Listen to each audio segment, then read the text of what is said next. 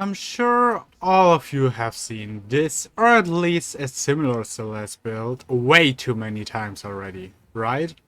What if I told you that most people are building her completely wrong? I also got gaslit into playing these gun variants, especially with the return fire bug with her one light eater. But the reason it was so strong is because obviously her gun stats are really fucking good.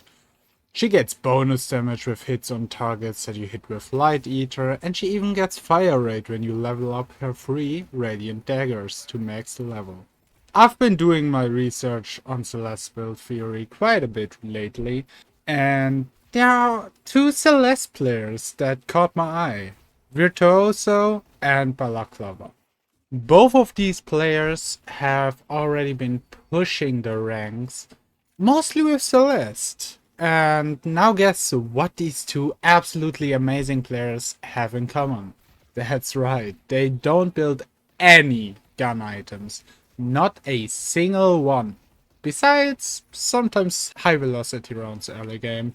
But these two players play her with a really similar yet very different build, and I tested both. I'm going to explain why these builds are so good and how you can play Celeste without gun and still dominate. Build number 1. Celeste tank? I know. It sounds kinda weird, but is it really that weird? I mean, think about it. Celeste gets Spirit Lycia on people afflicted by Light Eater, and the combo Healing Booster and Radiant Regen is perfect for her spammable abilities that, by the way, all give cooldown reduction after leveling them. It's almost similar to Shiv or Lady Geist, that are also abusing this item combo a lot. Combine this with a restorative locket, her incredible movement and shield from 2 for stalling, and you basically got one of the most unkillable heroes in the entire game. And the neat part of it is, it doesn't even really lack damage. It doesn't at all.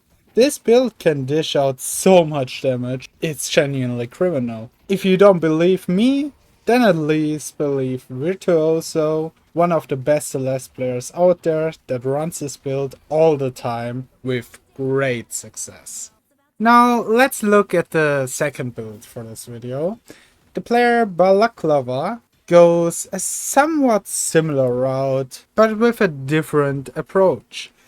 He plays her with a fairly similar start, with Healing Booster, Rest Locket, and Radiant Regen. The mid game is where things get a little bit different, with Tank Buster and Rapid Recharge instead of stuff like Torment Pulse or Improved Spirit.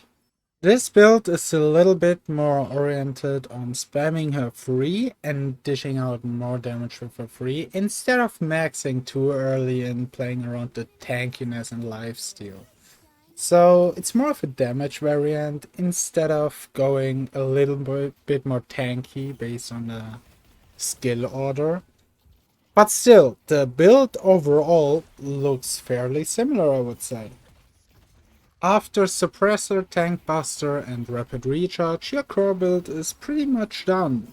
After that, you can build whatever you like. Enemy stacking Spirit Resist, go Mystic Exposure. They heal too much, go Spirit Burn. They try to nuke you and throw all their roots and CC to keep you in place, stall it out with Ethereal Shift. There are several reasons for why you should play it that way, but I think personally the ult buffs are a big reason for that, especially in combination with the Spirit Amp on her Radiant Daggers. I also found out there's a great combo with Lightning Scroll and Spirit Burn that by default procs Spirit Burn on every single person that gets hit once by the ult. Therefore you can abuse the Spirit Burn changes really good with that combo. From my own personal testing, it works like a charm. I tried putting together a build that somehow combines both ideas. I will say for now, my build is a little bit more focused on the damage output instead of the tankiness. I'm maxing 2 a little bit later and rather go for maxing her ult and her free. But you can test it around, you can change the skill order pretty much however you want, whatever playstyle you like more. The build itself is fairly simple, you just get a really affordable laning phase right here with some cheaper items instead of rushing Radiant Region as early as in the other builds. You just go it in immediately after you get into mid game. That is backed up by stats. That's where it has the highest impact. You also have the options of several spirit spikes, like suppressor if you have opponents that have a lot of fire rate, missing vulnerability for a little spirit resist, since you most likely want to go for escalating exposure later on anyways. Usually you also go for spirit shielding to get your 4.8k spike, but you can pretty much choose any of that, whatever feels the best. The gun options are here for those that really want to play gun. Most of the time I also go stamina mastery, but like counter spam, dispel mana check, at least one of them is very important to build. And in the late game you get so many options, and the core late items are always a good purchase. Just try out Celeste on full spirit, try her. I will ensure you will not be disappointed to not play her with a gun spike. It's absolutely amazing. So tell me in the comments what you think about the build and if you've tried it. If you got any suggestions on how to make it even better, tell me that as well. I would love to read it. If there is somewhat of a misunderstanding or something with misinformation, which I doubt personally, but if there is, tell me in the comments. I will gladly update this guide completely in the future. But yeah, until then, best of luck in your deadlock matches. Goodbye.